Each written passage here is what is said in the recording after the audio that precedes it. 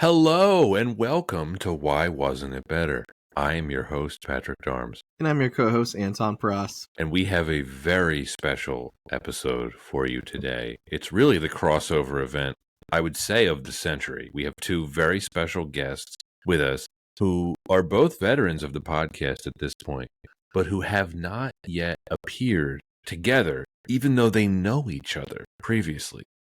Ivan Calixto and Garret Ohringer. Gentlemen, welcome back. Hello, boys. How are we all? Ooh. Hello, guys. Welcome. Feeling so good to have you two on. I don't know if our listeners are ready for this foursome. Did you invite I know us? I am. Trust me, I'm ready. I am ready. I came prepared.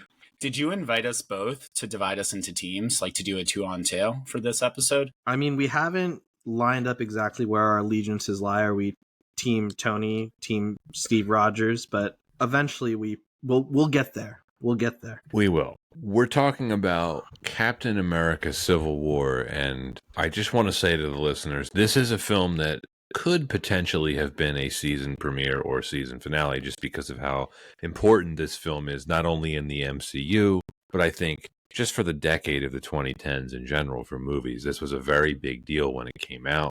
Political pressure mounts to install a system of accountability when the actions of the Avengers lead to collateral damage. The new status quo deeply divides members of the team. Captain America believes superheroes should remain free to defend humanity without government interference, conveniently ignoring that he used to work for S.H.I.E.L.D. Iron Man sharply disagrees and supports oversight to cover his own guilt for creating Ultron. As the debate escalates into an all-out feud, the rest of our heroes must choose a side. This is a film that asks the most important question of all. What if Aunt May were hot? Isn't she already hot? Yeah. This is not a new concept, Pat. Yeah, I don't know where you've been, man. Well, unlike you comic book nerds, I had only seen the films from the 2000s where Aunt May was played by Rosemary Harris and then Sally Field, so I don't know what the F you're talking referring about. to both of them. Nobody Sally says Field. that. Yeah, no Sally Field slander. Yeah, 3 out of 4 people here have a type. Yeah. Personally, Spider-Man 2002 was my awakening. I feel like that. I have absolutely no problem saying that Marissa Tomei is hot. I agree with the statement. I absolutely agree with the statement. I don't think that's a hot take. No. This is the 13th film in the MCU. It is the first film in what became known as Phase 3. So, Anton, we've been covering MCU films long enough to the point where we are in Phase 3. We're sort of covering these in release order, which is, I would say, somewhat useful if you're going through the MCU, but chronologically, they're a little bit out of order. I belatedly realized we're going to have to cover Black Widow and Captain Marvel before we get to Infinity War and Endgame, even though I think they were released after that. Whatever. We'll get to those when we get to those. Gentlemen, Civil War is almost 10 years old at this point. It was released on May 6th, 2016 by Marvel Studios. It was directed by the Russo brothers. The screenplay was written by Christopher Marcus and Stephen McFeely. It is based on Captain America and Other Things by Joe Simon and Jack Kirby. It stars Chris Evans, Robert Downey Jr., Scarlett Johansson, Sebastian Stan, Anthony Mackie, Don Cheadle, Jeremy Renner, Chadwick Boseman, Paul Bettany, Elizabeth Olsen, Paul Rudd, Tom Holland, Daniel Brühl, and William Hurt. The budget was $250 million. That is $335 million adjusted for inflation. And the box office was $1.15 billion. That is $1.54 billion adjusted for inflation. This has a 90% Rotten Tomatoes score. Garret, Evan, whoever wants to answer first, why were you so excited to be on this episode and talk about Civil War? Because both of you were more excited than probably, I would say, any of your prior appearances put together, except for Proof of Life for Garret. Sidebar. I freaking love Proof of Life. And whoever hasn't listened to that episode, please listen to it. Honestly, just any late 90s action movie is my wheelhouse. Anyway, digression aside. Why did I want to talk about this? 3 words. Chris Evans biceps. That's the only thing I'm talking about today. So for the next hour and a half, this is all we're talking about as far as I'm concerned. Maybe 3 hours. But in all honesty, why I want to talk about this, this is truly, I think, the real, or the biggest, I should say, Marvel movie that has ramifications both for everything that came before it and what happens after it.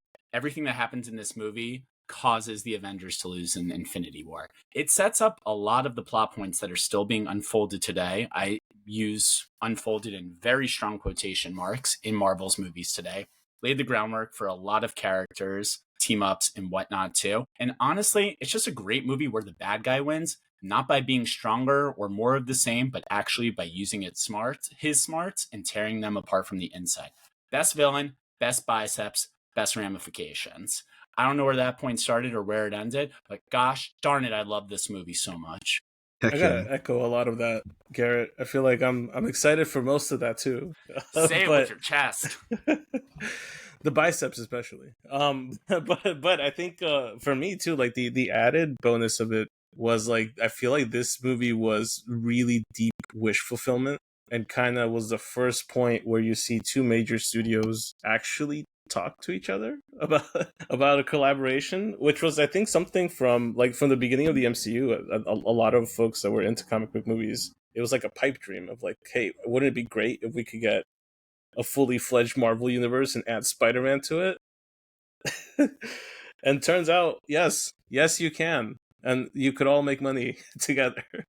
So yeah, this movie I think might arguably be the second most important film in the to set up the MCU and to kind of like propel us to where we are now, like the expectation of comic book movies and crossovers and all this stuff. So no other studio can say they can't do X crossover anymore because it's happened. We've set a precedent for it. So I feel like that in of itself makes this a really important touchstone. Anton, the hype for this was greater than most Marvel movies. And by 2016, the MCU was in full stride, full tilt. Every MCU film had a huge amount of hype associated with it. But this was more than the others, except for maybe the first Avengers film, right? Because as someone like me who didn't really know much about any of the comic book origins, even I was aware of Civil War. I at least knew that it meant Captain America versus Iron Man. I was very excited for this. And some of our listeners may be wondering why we're covering this film, because technically this doesn't really meet the criteria for why wasn't it better. The hype for this was enormous, and by pretty much every metric, this met and exceeded expectations, but Anton, there was no way we weren't going to cover this one. No way. And I mean, especially knowing who our guests are, I'm sure our listeners can, take a guess on why we brought in these two particular experts for this movie. Now, come on now. I'm as big of a nerd as a few of them, but we have a couple great experts in this room today, and this is quite a film, so we really need to bring in the big guns, just like this film decided to bring in quite the cast for a Captain America movie. Or is it a Secret Avengers film? There's a reason why this is called Avengers 2.5. I have to say, regarding the whole expert thing, there's only one person on this recording who's wearing a Civil War t-shirt. There's only one person on this recording who's wearing an unbranded baseball cap like the heroes in this film. Can you? Okay. I did wear a Captain America t-shirt to the theater, and my friends and I, this is a terrible anecdote. I don't know why I'm sharing it, but we both showed up to the theater wearing sweatshirts, and at the same time, we unzipped our sweatshirts to see which superhero we were wearing to show which side we were on, which I know we said we would get to it, and we both had Captain America t-shirts. Mind you, I was 25 at the time, so clearly too old to be doing anything like this with my friends. But IMAX, Thursday night, Lincoln Square, New York City, don't care. Surrounded by everyone who understood the assignment. I will just reveal now, when I read the original comic book run, I was Team Tony Stark. Same. 100% agreed. As we get into the discussion more, I'm going to be curious to hear from the real experts here, because despite the joshing that I just gave all of you, I don't know anything about the comics. I'm not an expert at all. But I am curious to know how this adapts the actual comics. My understanding is that it's different in a lot of ways. It's very different in every way. It's very different in that it's good. Well, it's yeah. It doesn't very feature loose. Punisher. That's one thing. There's a lot of things. There's a lot of things different. I'm left glad off Mark the Millar. best characters. Yeah. Well, then it sounds like we can get to it then. Let's get to it. As someone who did not read the comics and who had very minimal knowledge of the comics, I was excited for this, and I thought this delivered in every way possible. Like, I was completely satisfied when I saw this in the theater almost 10 years later, and I've watched this movie a lot. And full disclosure, I've said this on prior episodes, Anton. This is my favorite MCU movie. This movie is aging really nicely almost 10 years later. I'm kind of fascinated by the legacy of the MCU films and like how they're going to age and how they're going to be assessed as films as they get older and older. I think it's probably not a very hot take to say this is one of the ones that will be remembered the most fondly. Does it get a little nostalgic for you, Pat, or anyone here watching this film? Yes, very much so. I cried. I had free healthcare back then. Yeah, I had free. Oh man! No, it does. It does, Anton. Presidency. It was an Obama presidency. That's how old it was. Yeah. Anton. It really is nostalgic for me, personally, as well as just. I think the Infinity Saga was very special, and I say this as someone who I'm pretty critical of a lot of comic book stuff when it comes to adaptations to the big screen. But the Infinity Saga, they got so many things right, and this was one of the best examples of it. And the more I see this film, the more I like it. This movie pushes the serotonin buttons perfectly. It just knows when. It's like, yeah, it's been 20 minutes. There's a fight scene coming up. You're about to see somebody do something really cool. And you're going to see two characters interacting.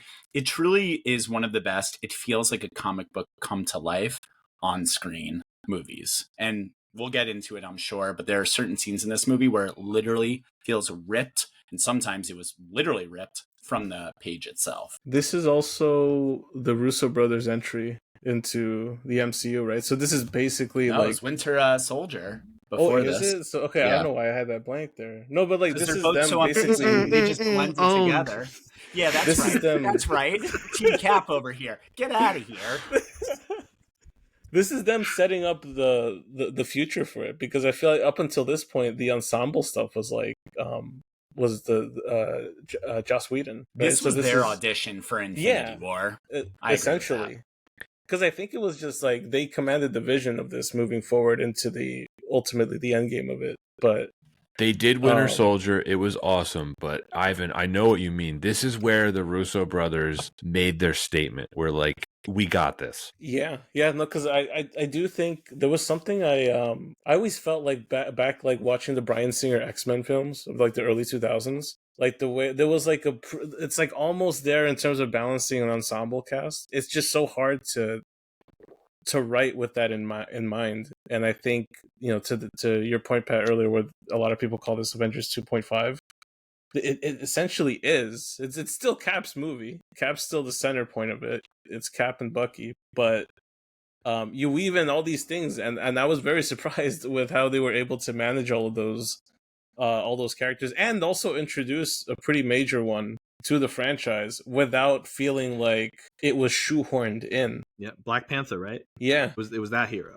Did you have another one in mind? Could be Spider-Man. Could have been. It could have been Spider-Man. You could make that argument for sure. You could also make the case if people didn't see Ant-Man, which was the film prior to it too. It could also be that you're saying if people see Baron Zemo as the true hero. That's true. He didn't wear the purple mask, and therefore this is the worst comic movie I have ever seen in my entire life. I was so pissed.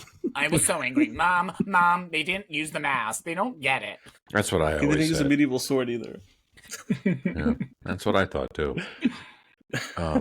Well, we'll start to move into the production history in a second, but Anton, a new segment that we have been doing on the podcast, the 6 degrees of Warren Beatty's sex life. Cue the music. Wait, I have a great name for this segment. So the obvious one here is that Warren Beatty married Annette Bening, who is in the MCU. She is not in this film, however, so you may be wondering, well, how can this film be connected to Warren Beatty? Well, it can. Warren Beatty, Garret, of course, he dated Madonna. They were in Dick Tracy together. We can trace the dick there. She was, of course, married to Sean Penn, which might get my vote for most volatile marriage that we've never seen depicted ever. Now, Sean Penn, most people don't know this, briefly dated Scarlett Johansson. So give credit to Sean Penn there, who is, and of course, Scarlett Johansson is in this movie. So that is how this film is connected to Warren Beatty. Well done. And then cue the music again. Which music is that? Bow, chicka, wow, wow.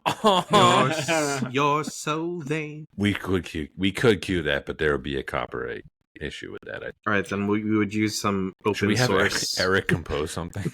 Yeah. You should replace the words of "You're so vain" with "You know what I'm gonna say next." Yes. Mm-hmm. Anton, production history for this film. Christopher Marcus and Stephen McFeely, they began working on the screenplay for this as early as 2013. Before the release of Captain America, The Winter Soldier in 2014, the Russo brothers confirmed they had signed on to return as directors for a third Captain America film. So Marvel Studios very clearly believed in them. When the film was first being written, this is crazy, and this is where I'm going to lean on you comic book nerds for some insight, because I don't understand how this works. I just know the facts that I have looked up doing the research for this. Marvel first envisioned a straight sequel to The Winter Soldier. It was going to be focused on Steve Rogers, Bucky, and S.H.I.E.L.D.'s fallout, the Sokovia Accords, and Tony's ideological clash with Cap weren't originally part of the story, but this is the part that makes no sense to me. Downey was almost written out of the film, which, his contract had ended with Iron Man 3. Marvel Entertainment CEO Ike Perlmutter reportedly balked at giving Downey a bigger role in the film. Now that I can believe, knowing what I know about Perlmutter. Downey was not contractually obligated to do this film, but the Russos and Kevin Feige fought to include Downey. Obviously, this meant the story was going to be drastically altered. Downey was given a nice back-end profits payday when the film earned more than Winter Soldier eventually, but I just want to hear from you guys. Like, how would you have Civil War without Iron Man in it? I don't get it. You can't. You I don't mean, Call it Civil War. Yeah, you call it Winter Serpent Soldier Society, 2. which is what they wanted to do originally. It defies logic for me that they were considering not including Downey in this. Versus now where they're like, can we bring Downey back even though Stark died? I do think the plans were different though, right? I think this was a pivot, and I don't know if I might be mixing this up at some point, but I'm pretty sure this is around the same time that Warner Brothers was doing Batman versus Superman. So I feel like there's some sort of it's not a coincidental parallel that they got released in the same year. I think at some point Marvel pivoted, but there's probably a fight with it. And on the Ike Perlmutter stuff, that guy's responsible for a number of different things that both and eventually ended up happening out of his wing. But I think this is also around the same time that Disney essentially made Marvel Studios its own thing, so that Kevin Feige was now reporting into which Bob was there? Bob Iger. Iger. Yeah, instead of going through Perlmutter. But I think the whole infighting or whatever was going on with the studio, this was the results of it, essentially. So if that hadn't happened, we probably wouldn't get Civil War. We'd get a completely different film. It's a great example of studio executives ultimately coming to the right decision, because I don't know if we knew it at the time, but we know now that the MCU was not nearly as planned out as you would think. But if you watch the Infinity Saga, and this is, I think, a testament to how well they ended up treating the Infinity Saga and how well they executed on it, you would think it was all planned out to a T, but it wasn't. No, and look, there's enough videos online on YouTube where they point out a lot of the different parts of the films in that same timeline that doesn't really add up to where we end up by the end of Endgame. But I think in its totality, it's very well done with how they maneuvered and pivoted and even came to this film. So I totally agree, Pat. This was at a time when executives were making the right decisions. They originally did not want Cap and Stark to be fighting each other. They wanted them kind of to unite against Zemo, but the Russos objected to that, rightfully so. I'm going to reference their commentary that they did for the Blu-ray several times during this recording. If you love this film like we do, I highly recommend buying the Blu-ray and listening to the Russo brothers commentary. It's really, really insightful. They're pretty forthcoming about all the storytelling decisions that they had to make during the process of, directing this film. It's really interesting. And they basically told the Marvel executives, we're not interested in making that kind of movie. If you want to do Civil War, it has to be Captain America versus Tony Stark. It has to be. And they did it. They had the support of Kevin Feige. They were going to leave the film if the changes that they, wanted to make weren't done. Disney Studios chairman Alan Horn backed the Russos in making the film as they originally wanted to do. And it actually led to the oversight of Marvel Studios being moved from Marvel to Disney at one point during 2015. I'm sure there's a lot more behind the scenes machinations you can get into.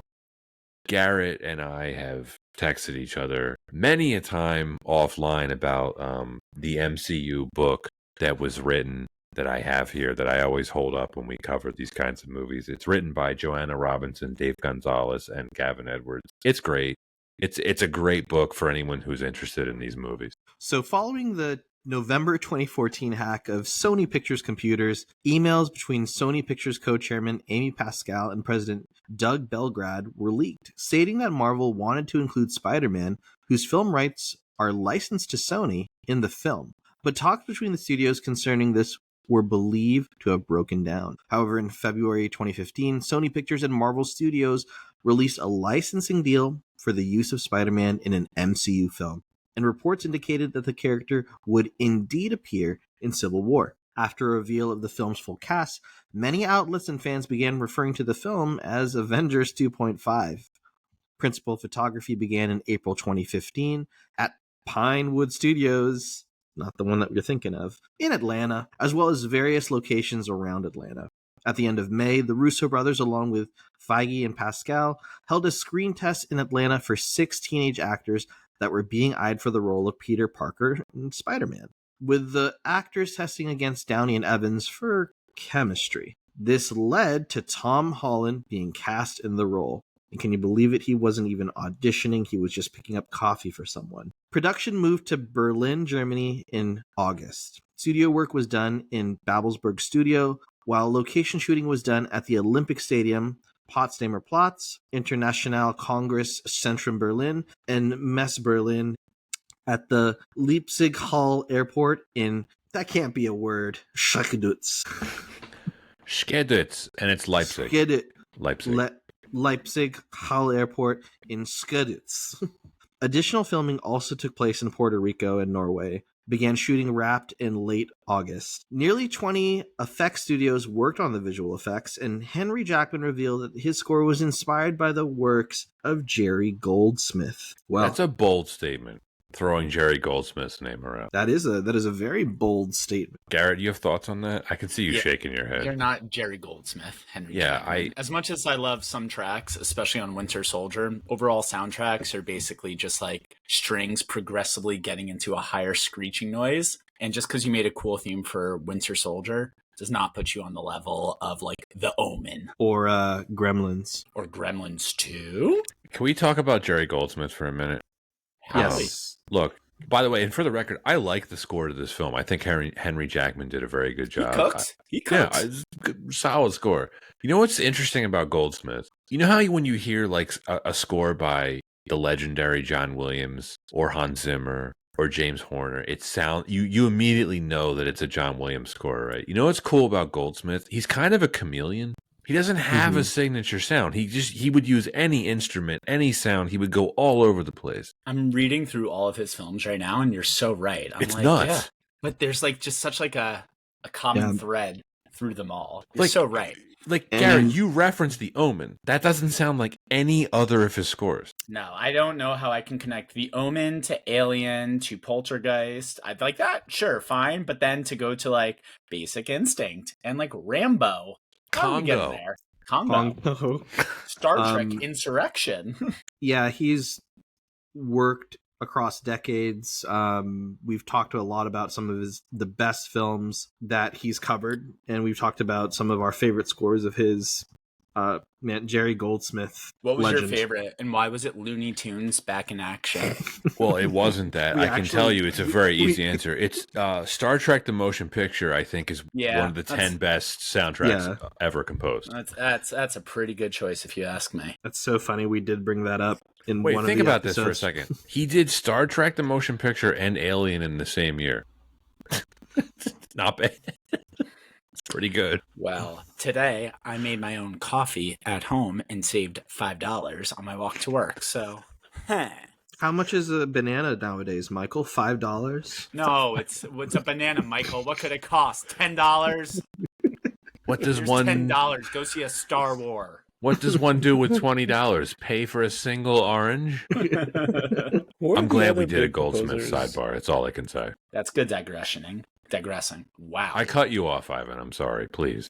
Question for you guys, because I was thinking about this a little bit ago, because I don't know what I am, honestly. Sometimes I'll be playing soundtracks from like Lord of the Rings or Star Wars in the background. I have to have some music without lyrics in the back while I'm working, just because, I don't know, ambiance. But like Alan Silvestri comes to mind, Michael Giacchino. They're also kind of chameleon-like to me. But like something kind of came up in a conversation with a couple friends. But like, can you name anything besides like the main Avengers theme that you're like, it's iconic enough for you to show up in the middle of your day inside of your head? Because to me, there's only 2 composers in the MCU that I feel like have gotten to that level a little bit, like kind of where I'm like the track is iconic enough for it to stand out, and I can kind of recall it. But that's like Ludwig Göransson working on the Black Panther soundtrack, and then Danny Elfman. But I feel like Danny Elfman is kind of, I don't know, like, because he did all the Spider-Man stuff back in the day. But is there anything MCU wise that besides Black Panther? Iron Man's theme, amazing. Captain America's theme, amazing. The Avengers theme, amazing. Black Panther's theme, actually the best one too. But honestly, did I tear up when Captain America's theme kicked in during Sharon Carter's speech at Peggy's funeral? You bet I did. And that was one of 3 times I cried during this film. And listeners, we will find out what those are throughout this episode. Wait, how many times did you cry in this movie? 3. So far we've covered 1, and that's when Cap's theme kicked in during Sharon Carter's speech. So all right, animation time. That's the Garret cry counter. You need a good like still of me just wait. It's a good point, Ivan. It is. If you were to take a random person off the street, though, I'm biased. I know I am. Because anyway, the conversation I was having with a couple buddies was like, if you were to take a rando off the streets and say, "Hey, listen to this track," will they be able to tell you that it's from an MCU movie or not? No. Because I feel like apart from the Black Panther track and the main Avengers track, the rest of them are kind of like, I appreciate them, but I'm not sure if they're as iconic as like if you play the Imperial March to somebody and they're like, "Oh, that's not Star even Wars." close." No. Yeah, They're very pedestrian scores. There's a few really great YouTubers that have covered this exact topic, and I think like it deserves like its own full podcast conversation. That is to say, I really like Ant-Man. So I love Ant-Man. So punchy and fun. I'm also I'm a big fan of Winter Soldier's theme, especially during this movie when his Winter Soldier persona takes over, when Zemo mutters the phrases. Then that that electronic theme, like almost like that guitar scratch, really comes in like more complete and more ominous versus like motifs before it. So it works for me like in pieces. I'm with Ivan overall, but I think for someone who very biasedly knows these things a little too well and maybe spends too much time listening to the Spotify soundtracks at work as background noise, it works for me, especially in this movie. I think I'm a sleeper agent just like the Winter Soldier, because they read off the soup and salad menu at Olive Garden, and whenever they kept reading things, I just felt myself Winter Soldier engage. Would you like a refill on breadsticks? Ready to comply. You just had to assassinate someone. I just had to down 4 bowls of fettuccine Alfredo. But anyway, let's talk about why wasn't it better, if that's even possible for this film. But I think we can find sure. So I want to start with the story. Joe Russo has a quote about this film that stuck with me. he described it as a continuation of the Winter Soldier, saying, quote, "What's nice about the film is that it's a two-parter.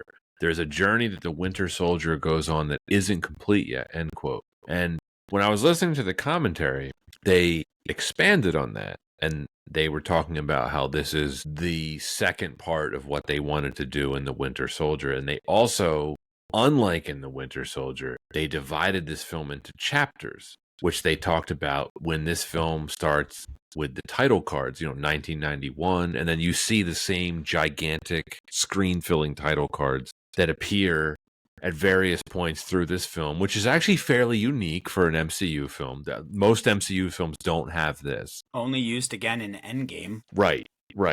It really made me think about the whole chapter thing and how this is pretty unique for the MCU. What do we think of this? Up until you brought it up, I didn't really pay much mind to that, but you're right. I was trying to think and see if we've seen that with many other films outside of the stuff that the Russos touched, but no. They were very proud of it in the director's commentary, and I just found it interesting, and it caused me to not reassess the film, but when I was rewatching it, and it does work for this film. This is a movie where you can kind of jump in at any random point and get caught up pretty quickly. If you really think about it, yes, the Bucky scene might be a little confusing at start because you're like, where is this really leading? I think that's Super Soldier Serum. But even if you only come in at the last scene of those flashbacks, you know exactly what's the inciting conflict between him, Stark, and Rogers too. And also, to your point earlier, this movie is a stealth sequel in more than one way. One for Avengers Age of Ultron, setting up the future of the Avengers into Infinity War itself. And also, obviously, to wrap up the Captain America storyline. And also Winter Soldier, too. But again, it's really used as a jumping off point, a stealth sequel, and an end of a trilogy. So in that way, it's kind of like 3 different types of movies in one, and breaking things up into vignettes or chapters, to kind of use the Russos over there, does help a lot with kind of the pacing and probably the editing a lot as well. And the one thing I will give this movie credit is you never feel lost. You know where you are all the time. The movie is paced really well. Yes, there are some weird edits between scenes, like after the chase scene in Bucharest, the next line after is Vision saying, "I think I need to add a little paprika to this," like in the Avengers compounds. So you have a little whiplash here and there, but for a 2.5-hour movie that is a sequel, a launch pad, introduces new characters and sets up all these other strands and closes some of them in the MCU, pretty well done, all things considered. Very fine analysis, Garret. Very fine. It was a smart choice, too, of the characters they didn't include in this movie. Because those, thinking about Thor, thinking about Hulk, the last time we see both of those characters in an Avengers movie, they kind of set up with a whole loose end, right? If I remember correctly, before this movie, the last appearance from Thor is him having visions randomly. Also, kind of an awkward point in Age of Ultron where he's having visions of the stones. So he has a whole side mission, and this has nothing to do with any of that. So putting him in the film, I think, would raise a lot of questions of okay, well, what happened with that sea story? And then Hulk, what happened to Hulk? He went off world technically. He flies off in the Quinjet when Natasha's like, "Come back, I want to kiss you," and he's like, "No," and then leaves in the Quinjet. That was that. We talked about that, Garret. We talked about that. Yes. The one thing I will say, though, is I appreciate when a movie answers the audience's questions when they're clearly asking them. Because the whole time during the movie, you're thinking, where's Thor? Where's Hulk? And the movie literally answers the questions before you, the audience, can.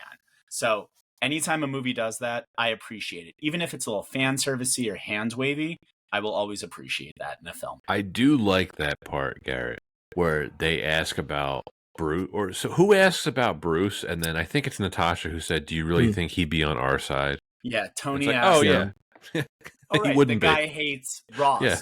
Oh yeah, that guy can't really control a Hulk, can ya? As much as you might want to see him in this film, he doesn't need to be. Here's a good question: does any character in this film not belong? In my opinion, everyone fits well. They're a Tetris piece that I need to come out when they come out. But is anyone just a little round peg in a square hole in any of your guys' opinions? This is just going to be quick, just very quick devil's advocate. Bringing in Spider-Man is very much out of that same sphere of continuity.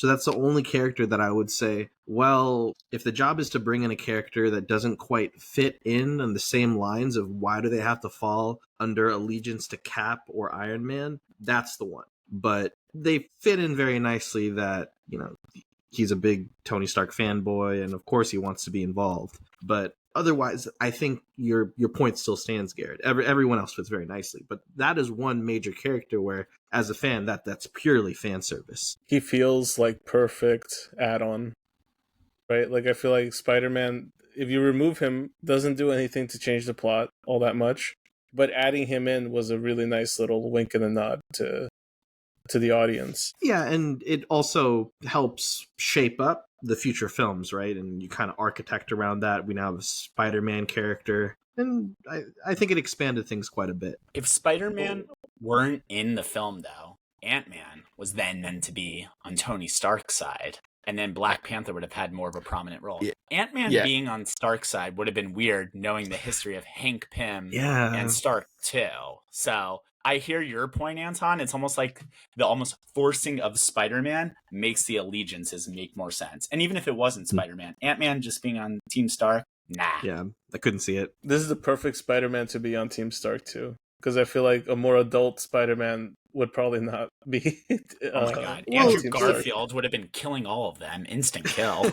Well, it was we can talk now, very reflective of the comic book. Spider-Man did initially join Team Tony Stark in the comics. He was the turncoat originally in the comics that Natasha fills the role of in the film. Exactly. To answer your question, Anton, you are right about Spider-Man. You could even make the same argument about Ant-Man. Did Ant-Man need to be in this film? Probably not. But why I don't mind either one of them in it is they address both of them the same way, which is each side basically says we need an X factor, we need another bench player to bring in to complete our, to really complement our starting five, if you want to treat this as a basketball game, which you probably shouldn't do, but I'm going to use that analogy anyway. And then, of course, the off-screen piece to this, which is, of course, if you are Marvel Studios and you want to bring Spider-Man home, which is basically do a deal with Sony to get him in one of your movies, I think they went about it in the most elegant way that they could have and made someone like me, who, again, I don't have a lot of comic book knowledge, but, and I should have said this in the intro, this was the other big piece to this film, is when Spider-Man was featured in the teaser trailer, I was psyched for it. And I had forgotten that Spider-Man should have been in this stuff from the beginning.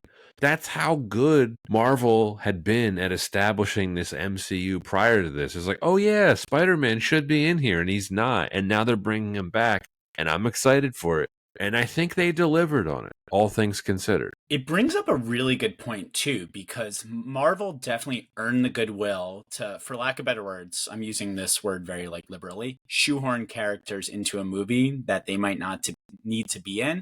But I feel like if they did that 10 years later, aka today, the audience's reaction would probably be a bit more cynical. I don't want to speak for you guys, but I think when I see at least a teaser for a Marvel movie now and a surprise character shows up in that stinger in the last 10 seconds, I'm like, cool, here you go, audience. Versus when Spider-Man showed up in that teaser trailer, I about threw my laptop across the room. I was so excited to see it. Mm-hmm. It worked. It absolutely worked. It does work. But do you think it's a reflection of where we are today and where we were with Marvel, that they earned the goodwill, that they might not have it so much anymore? I know we're totally going down a rabbit hole here, but I think that they're still trying to maybe squeeze out a bit more extra goodwill than they may not have right now. I think that's tough. Doomsday's the real litmus test of this. Kind of goes to Pat's points too about. Oh man, yeah. Don't get me started about Doctor Doom. Is he Doctor Doom himself with that attitude over there? Oh Jesus! There's also a point of the character that you would choose to shoehorn in, right? Because I feel like what other character is there but Spider-Man? Big Wheel for you to Big Wheel. No, but I think not only does he have an established comic book, who Spider-Man is, right? You could ask anybody in the world. I think the two most iconic characters are Spider-Man and either Batman or Superman. I think it's more so Batman now, but Oh yeah, But yeah, but yeah. I do Yes. like it's a heavy character to bring in because they bring in a bunch of other lore that the audience is already familiar with, even if it's not the iteration that they're used to. The only thing that I could think of today that would be an equivalent would be if they bring back, which they kind of already did with Hugh Jackman, right? Like bringing in the X-Men, but it's not the same. I don't think the X-Men is the same No. powerhouse as Spider-Man is, even though it could be. I think Spider-Man if it's done was well, a very clearly established billion-dollar brand before the MCU was even a thing. yeah. We got two Aunt Mays already loaded in. You know, you got two different hot iterations. Aunt Mays. Exactly. Yeah. Mm-hmm. Right before Burning we hot. get, and it's like the little cell bars on your cell phone where like each one it just progressively goes higher. You know. They're gonna get higher than Marissa Tomei. I mean, No, she's the last one so okay. far. Anyway. Thank you. Yeah. Okay. She's That's full I mean, look- service. Okay. Never say she's Apex never. May. Wi-Fi. That's 5G Spider-Man. Okay. Here's the big debate about this film. Then, whose side are we on? Tony's or Cap's? I think I already revealed who I'm on. Clearly, Team Cap over here. My wife's gonna kill me. When I originally watched this film, I was team Tony. I originally was Team Cap, but I do feel like I don't know. There's some merits to what Tony was cooking there. Like I can see his point a bit, and also I feel like just for the Spider-Man bias sake, I gotta be Team Tony just for Spider-Man's sake. Just for Aunt May. Just for Aunt May. Yeah. It's a Yeah. pretty good reason. I would abandon all my morals and ideals for Aunt May. Yeah. Me too.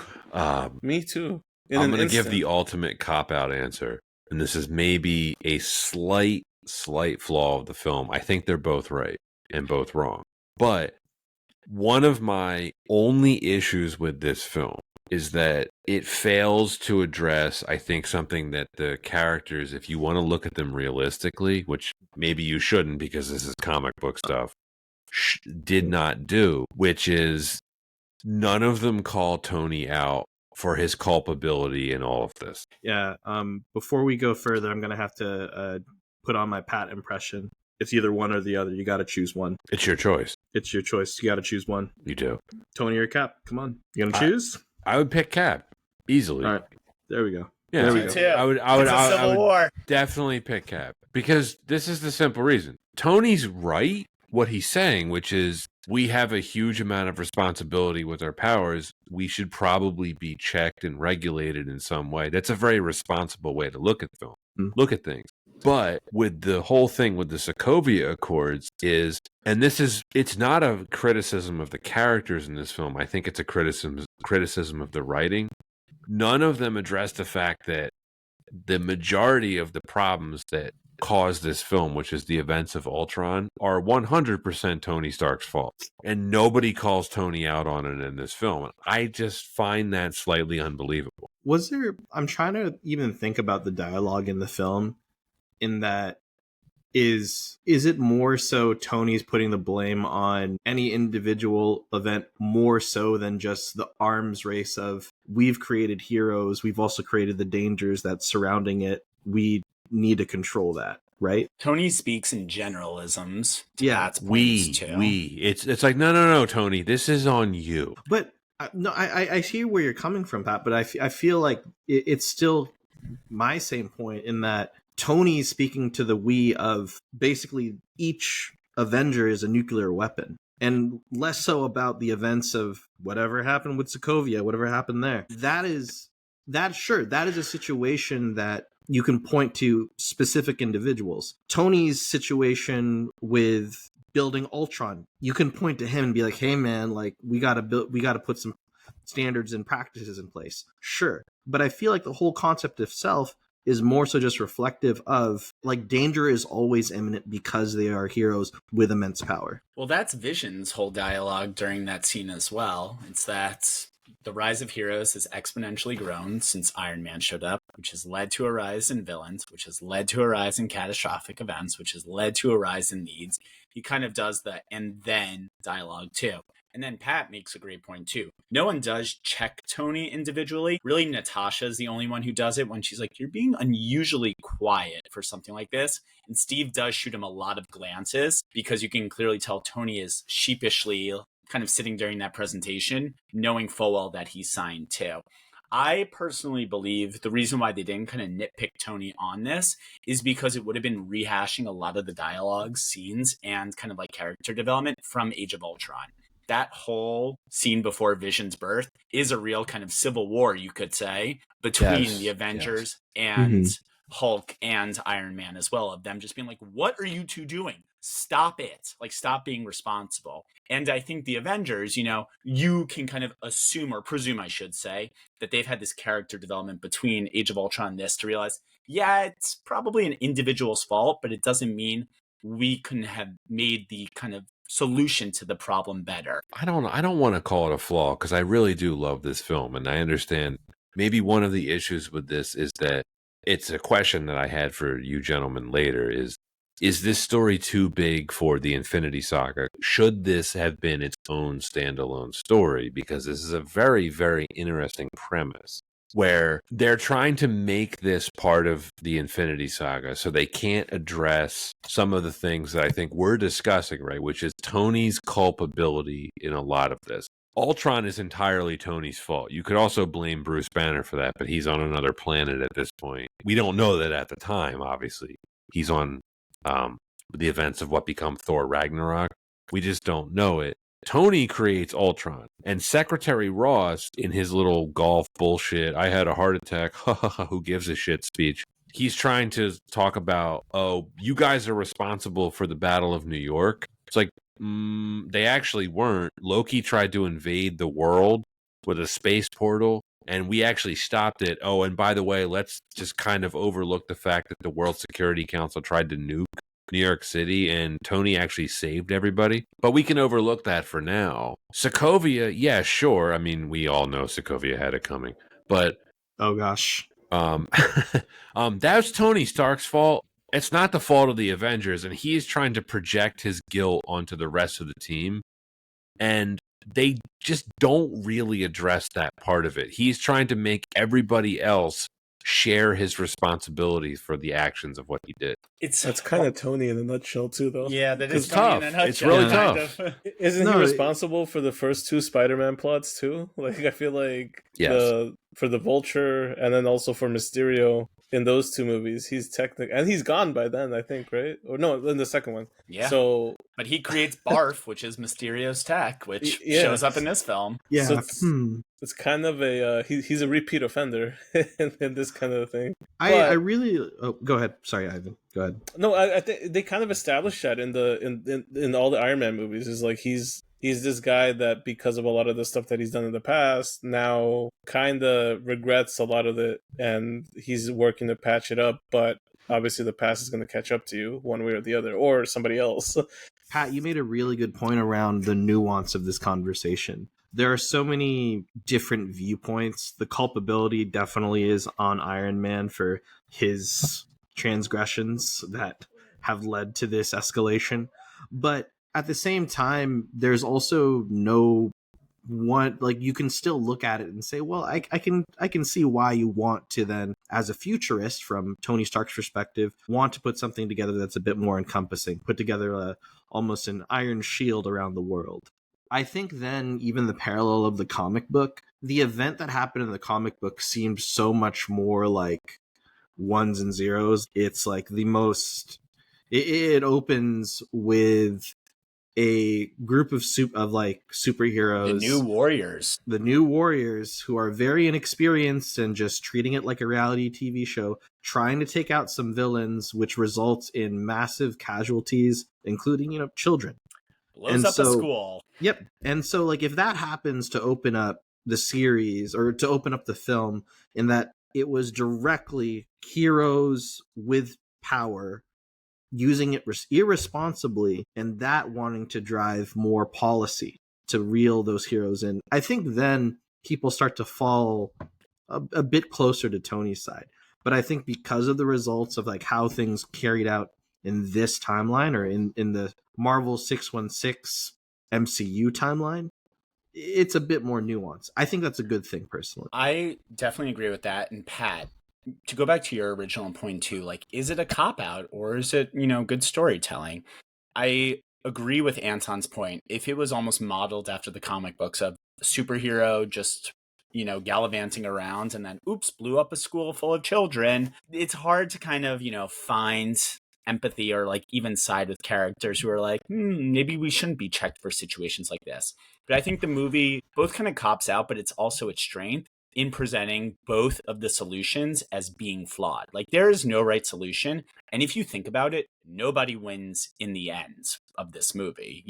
I can't think of any person who comes out winning in this movie outside of Spider-Man because now he has Stark Tech. Everybody loses horrifically on both sides. Like nobody wins a thing. And I suppose that was the point of the movie in some ways. Exactly, because it sets up Infinity War of them being fractured into two teams and not working together, thus laying the ground game for Endgame. I mean, knowing that, I do like the story of this film and how it is setting up what is essentially the breakup of the Avengers. I mean, Garret. And by the way, for the listeners, Garret was so gung ho about appearing on this episode. He left all these comments on my notes, which most guests usually don't, and I very much appreciate it. You're welcome. And I was wearing my glasses during that time, and I kept pushing them up the bridge of my nose to be like, actually, you're wrong. Yeah, there we go. It's like moonwalking across the stage. It is. It's the corporate version of moonwalking across the stage. The notes you left are really great. I'm so flattered. No, really. I mean, I mean this non-sarcastically. I've never had a guest do that before, except accidentally, whose name was Moran. There's a deep cut. Is that getting bleeped? No, I'm kidding. No. I'm going to leave that in. I actually don't even remember the point I was going to make. It was just how amazing I am and how all of my points and Ivan's points are so cogent and great, even though that we're on opposite sides as Team Cap and Iron Man, respectively.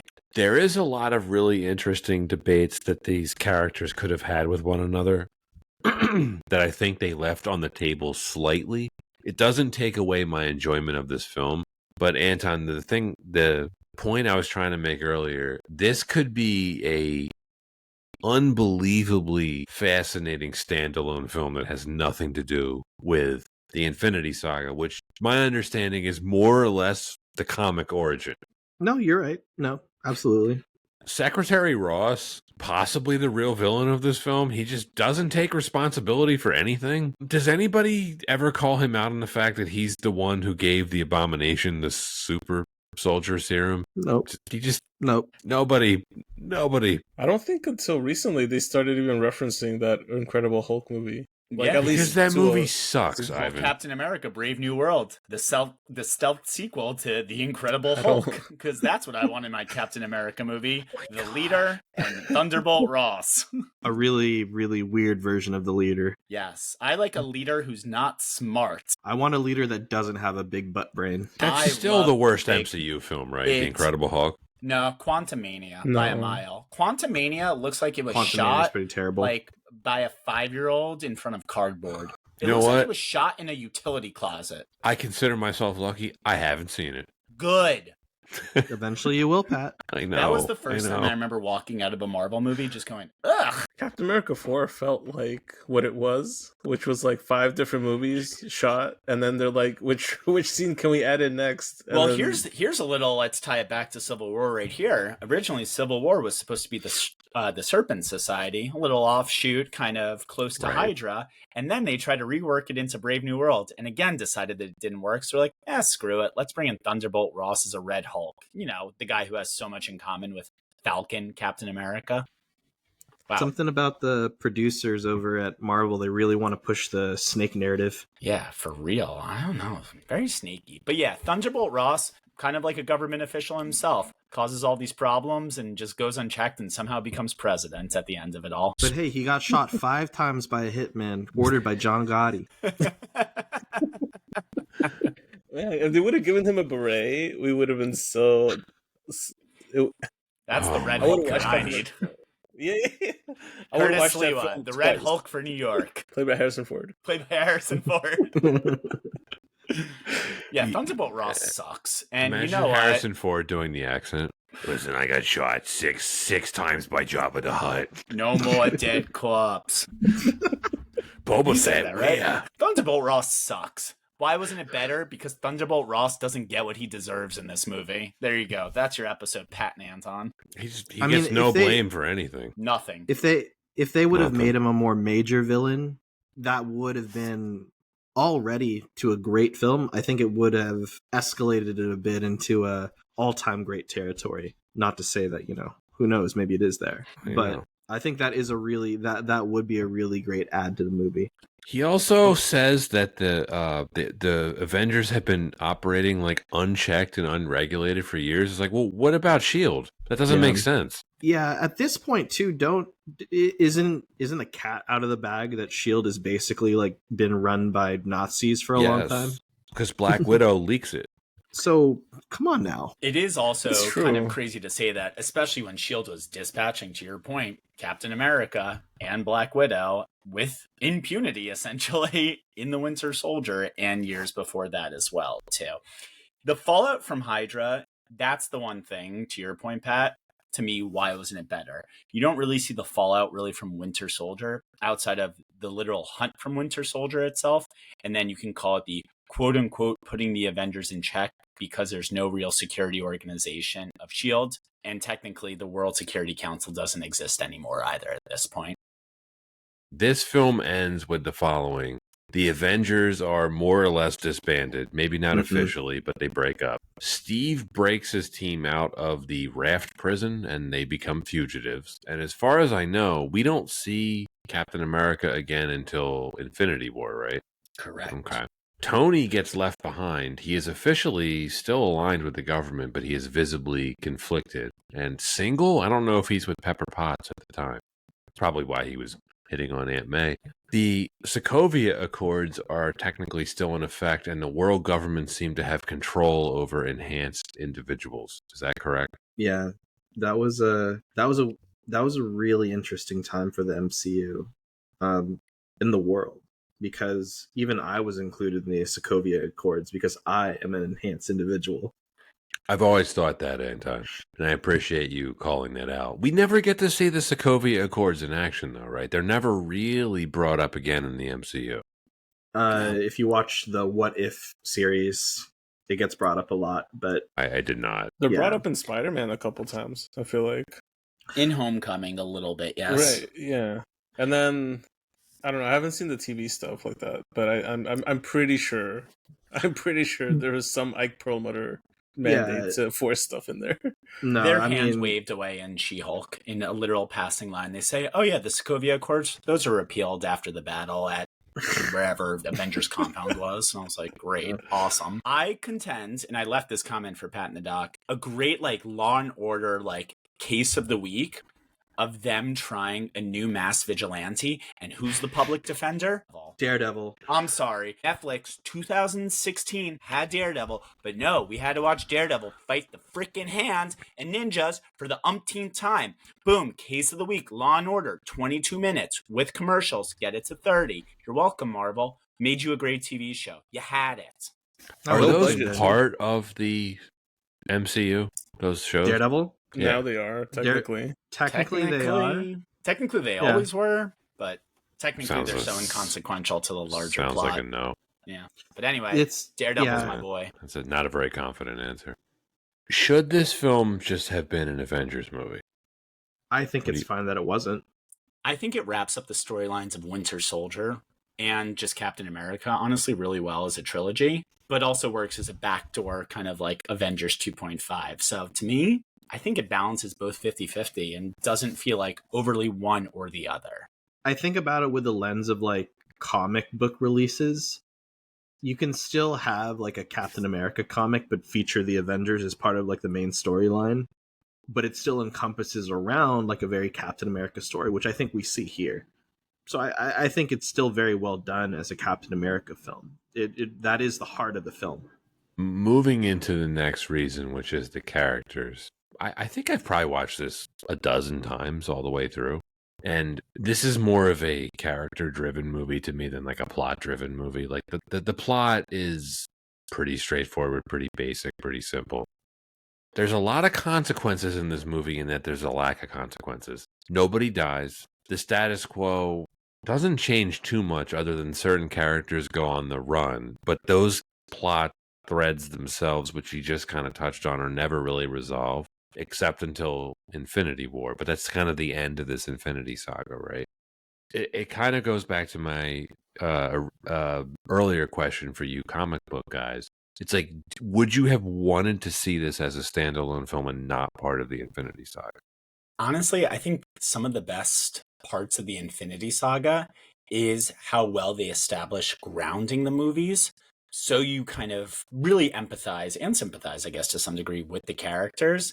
And they sprinkle in enough of the cosmic and the space. So by the time all these characters kind of, coalesce together or come together in the end too, even if they might be in different situations, the characters themselves stay constant. So I think to your point, like the characterization is something really important, something really good that this movie does very well. So like, it doesn't matter what saga this is a part of, because just how well this movie works on an individual basis. Yeah, I agree. I feel like there's a lot of elements to this that are perfectly standalone. Like you can watch this just as a continuation of the last film in the franchise, or watch it as an overall part of the Infinity Saga. But it's like it's loosely tied, but just enough where you can enjoy this on its own. I think that also brings up a good point too of like, should this be in a different saga? You can then make that same point for something like Ant-Man, could you not?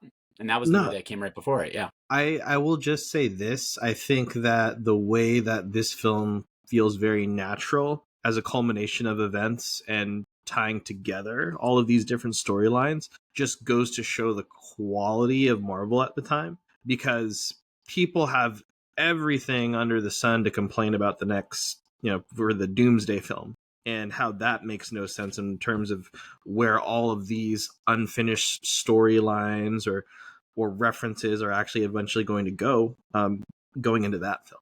But for this film, the stakes, I think, really do fit like a large crossover event or a large like comic book event. Civil War is not just like a storyline, but it's part of those typical big comic book storylines that really bring in all of the different properties that comic books typically do, like, once or twice a year. So I think it's interesting. Like while without building the momentum thoughtfully, they did still build a film that built off of that momentum, right? Yeah, I mean, I think the absence of Thor and Hulk kind of justify this not being an Avengers film.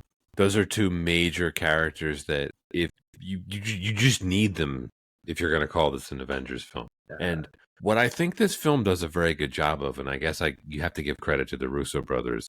Garrett, you alluded to this earlier, where they do a very good balancing act of handling very much what is an ensemble cast, and Tony Stark is a huge part of this film's story, and yet you never lose track of the fact that Captain America is the main character, and this is ultimately his story. It all comes back to him ultimately, especially with the character decision of he knows about the truth that Bucky killed Tony's parents, and he chooses to not disclose this because of the message that he sends Tony at the end, which is, I was trying to protect you, but I realized ultimately I was trying to protect myself by not revealing this to you. And I think, yeah, this does work better as a Captain America film rather than an Avengers one, even though you could absolutely call this Avengers 2.5. I do have one question, speaking of characterization. Is Bucky Barnes a character or a plot device?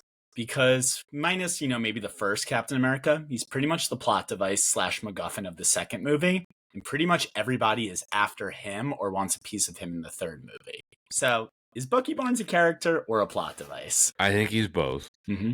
I think he's 60% plot device, to be honest, because I feel like they've kind of struggled to do something with him after these movies in particular. Mm-hmm. So there's elements in there. I'm not saying they can't do anything with him.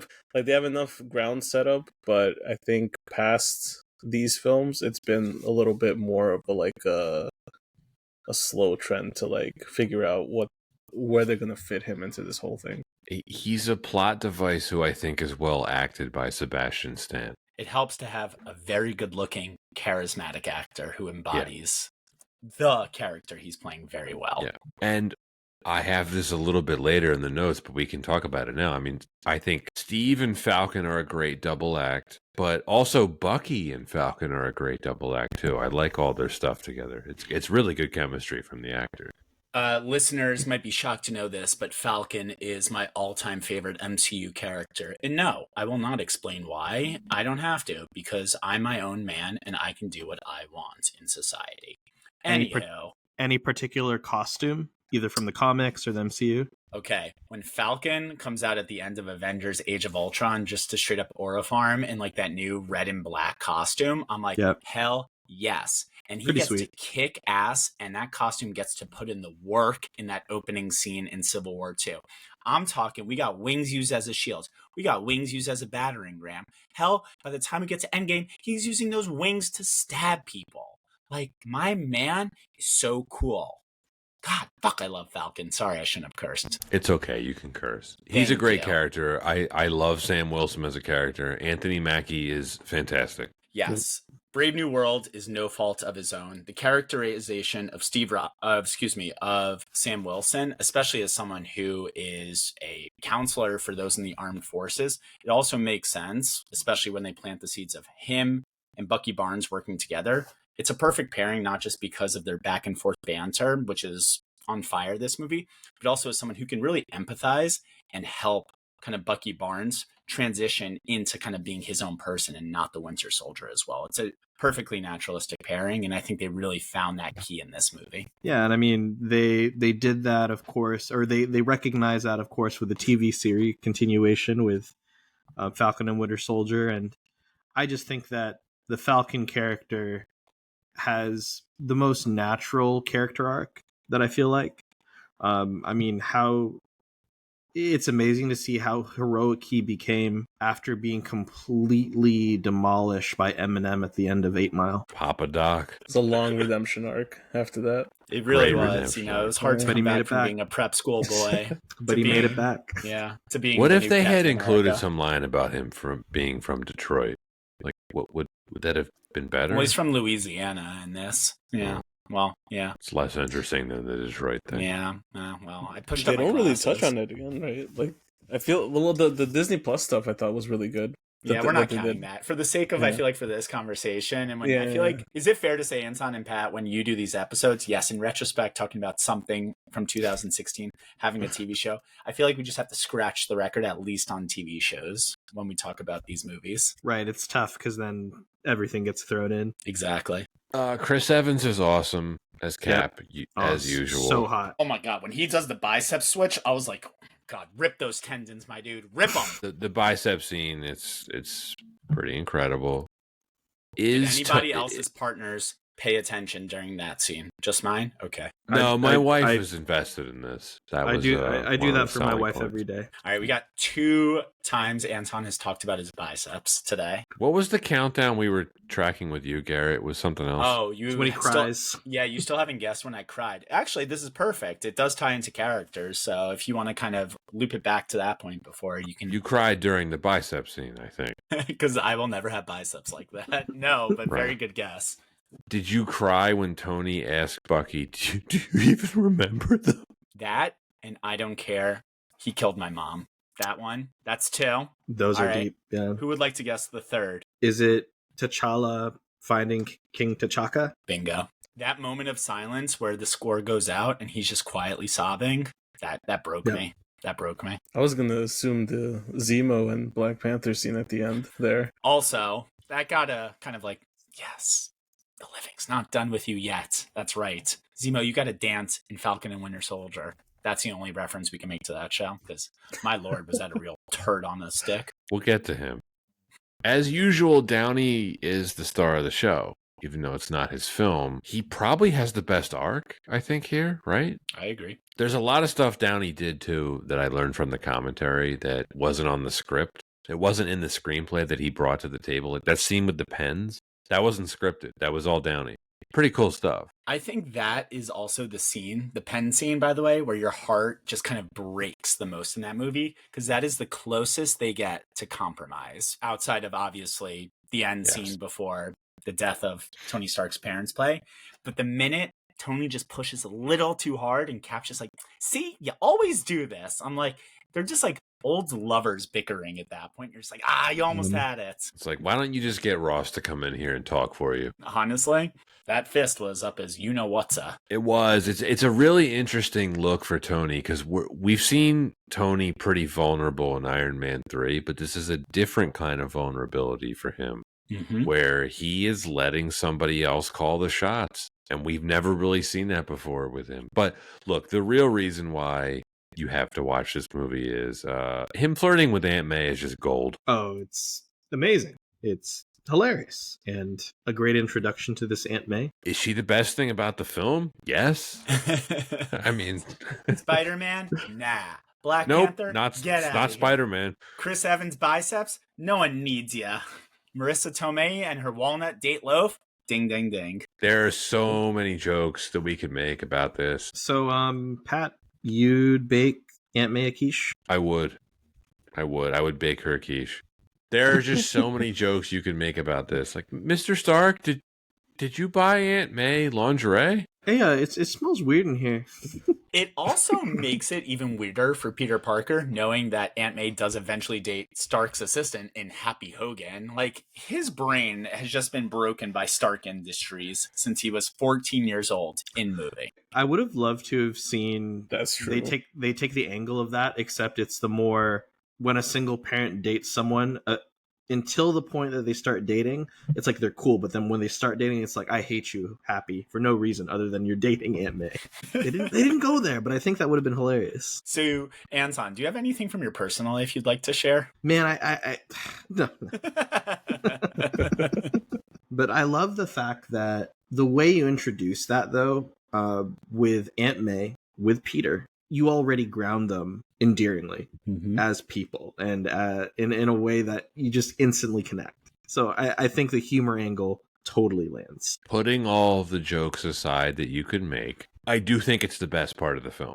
And it probably comes back to the screen test that Tom Holland did with Robert Downey. Their chemistry is real, and it in some ways it's like the best representation of Spider-Man that I've ever seen. And this is no disrespect to the Tobey Maguire Spider-Man, who I am very, very fond of, at least the first two films. We don't have to talk about the third one. That war crime. And we did a review on that, Anton. Don't worry. That's an episode that our listeners can check out. That film is a war crime, Spider-Man 3. But this is the most age-appropriate Spider-Man. I think it's kind of my favorite representation of Spider-Man. I'm not talking about necessarily the actual MCU Spider-Man films that follow, but the Spider-Man that we see in this film, when he's talking about his uncle dying briefly, and he's like, I've only been experiencing this for 6 months, and Tom Holland does a lot in only a few minutes of screen time, and it's really endearing. Yes, it is. He is such a perfect representation of just, I'm young and I know what I want to fight for in terms of my ideals and my values, but I don't have that vocabulary to articulate it. He feels like a 14-year-old boy, which is kind of how Spider-Man, how we at least grew up with him, like in comics and cartoons and things like that. But we only saw him played by 27-year-old men, basically. As amazing as those films are. Right. I'm not going to poop on them. But yes, you just feel that like young heroism and idealism, so invested. Even someone like May, you understand their relationship from the get-go, how supportive she is of his just habits and hobbies and whatnot. Obviously, that's even more spelled out in Homecoming too. But yes, this feels like your friendly neighborhood Spider-Man. And that's the first time I feel like we have felt that Spider-Man on screen. Ivan, Garrett, can you think of any particular, like, either comic book runs of Spider-Man or even other media adaptations of Spider-Man that really parallel this Spider-Man? We're talking overall, or we're just talking about this movie in particular? About this movie and just this take, this Tom Holland young Spider-Man, this very highly energetic Spider-Man. Like, it's just interesting because, like, I really do reflect on what Garrett said. Like, this is a very particular Spider-Man. This feels like a more mature version of the Ultimate Spider-Man run from Bendis back in the day. I can see I feel that. like that's the closest that I can think, comic book wise. Anything Bendis, for sure. Yeah, especially the early Bendis. Modern Bendis, I don't touch.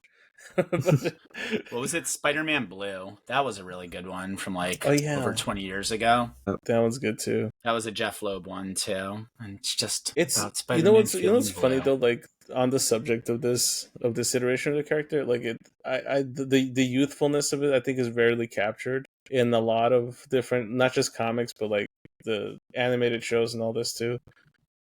Tom Holland's probably my favorite iteration of the character in live action. I have some issues with the movies, but I think overall the performance and all that, I think he does a lot of justice to it. And when he's written well, it's written well, and I think it's performed well. I hope that this kind of writing for it, because we didn't get a lot, obviously, but with the little bit that we got, I think we got a bunch of world building for him. We got a bunch of insight into his character without that much dialogue, and without that much of screen time for him. And my biggest gripe with the stuff that came after this is like we didn't quite match that too much moving forward. I feel like things got a little bit muddled too much. I'm hoping the next one fixes it. The Spider-Man movies that came after this were too big. Say which, like, Homecoming's great in that it takes place in New York, but it still ends in a giant CGI battle. Far From Home is a globe-trotting expedition. No Way Home opens the multiverse as well. Spider-Man is at his best when he is just in Queens. Grounded. Yes. Yeah, I agree. And I think that's the vibe they're going for with the next one. But like, I do think, I can't think of a more perfect set of circumstances to introduce the character into this world that things just kind of aligned. And this movie overall, I think, was the peak of the MCU. And you make a great point, too, with like the portrayal of Spider-Man as well. Like, Tom Holland nails that portrayal of Spider-Man and Peter Parker right from the get-go. And that character feels consistent throughout all of his appearances, like up until now, too. You are really right. This is where, and Pat, to your point, too, it's like the characters really shine. And to Ivan's point as well, this is really that moment where all the characters are just firing on all cylinders. You know who everybody is in the movie. You know their personalities. It's great from Holland in this sequence. It's also really good work from Downey because you can kind of see it in his performance where he's just like, Tony is like, shit, I'm responsible for this kid now. And that pays off in later films, you know, when, well, anyone who's listening to this episode, I assume, has seen all the MCU films at this point. But like, why it absolutely devastates him when Peter Parker gets Thanos at the end of Infinity War. I can't watch that scene. I don't care. I'm in my 30s. I still can't watch that scene. Well, Garrett, I'm going to have to let you know, we're going to cover that film, and you're probably going to have to be on it by default. Man, stop making me cry. Stop making me admit to people that I cry from these movies. Look, if you don't want to be on it, you can let me know now, and I will cross you off the list. That's fine. You hear this, listeners? You hear this, listeners?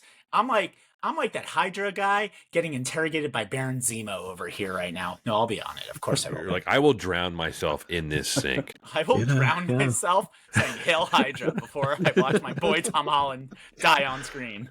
Oh, goodness. Like, holy shit. I was not prepared for that in the movie theater. Sink I have drowning? to say. No. Sink drowning, no.